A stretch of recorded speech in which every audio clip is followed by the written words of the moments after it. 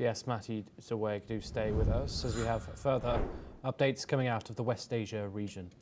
Syrian President Ahmad Al-Sharaa has met with Saudi Foreign Minister Prince Faisal bin Farhan Al Saud in the presence of Syrian Foreign Minister Assad Hassan al-Shibani in Saudi Arabia. The meeting is part of President Al-Sharaa's official visit to the kingdom to participate in the 9th edition of the Future Investment Initiative Conference. During his visit, President Al-Sharaa will deliver a speech at the conference and hold meetings with leading international investment companies and economic institutions. The discussions will focus on opportunities for cooperation and regional economic growth.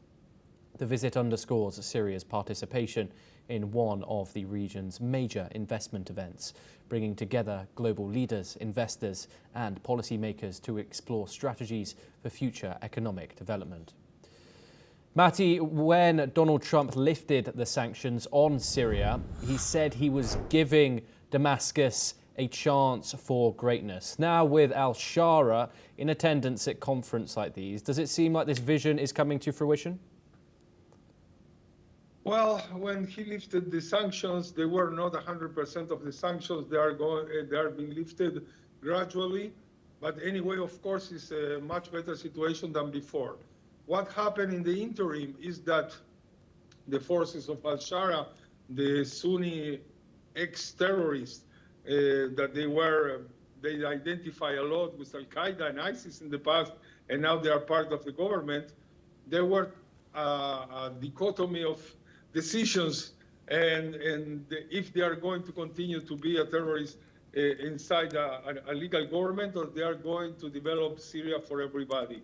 They choose until now something in between, attacking minorities like the Kurds, like the Druze, Kurds in the north, northeast, the Druze in the southeast, and also other minorities like in several places, Christians and Alawites, of course.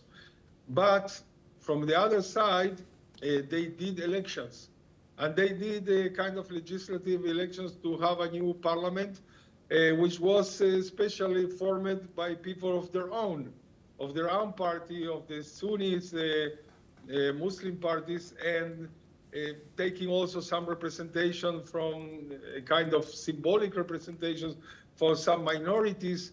But the big picture is they are not really integrating, and they were threatening Druze and Kurds and other minorities, and it's a fragile unity. Is not a unity at all, or not a real will to have a united Syria like before the civil war. Now, anyway, everyone is trying good to Al-Sharaa, and he's, I think, for the third time already in Saudi Arabia, or twice, and once they were there in Damascus. And he met Prince Faisal bin Farhan Al Saud. He was with Foreign Minister Al-Shabani, and they were in something that they do every year in Saudi, that is the Future Investment Initiative Conference.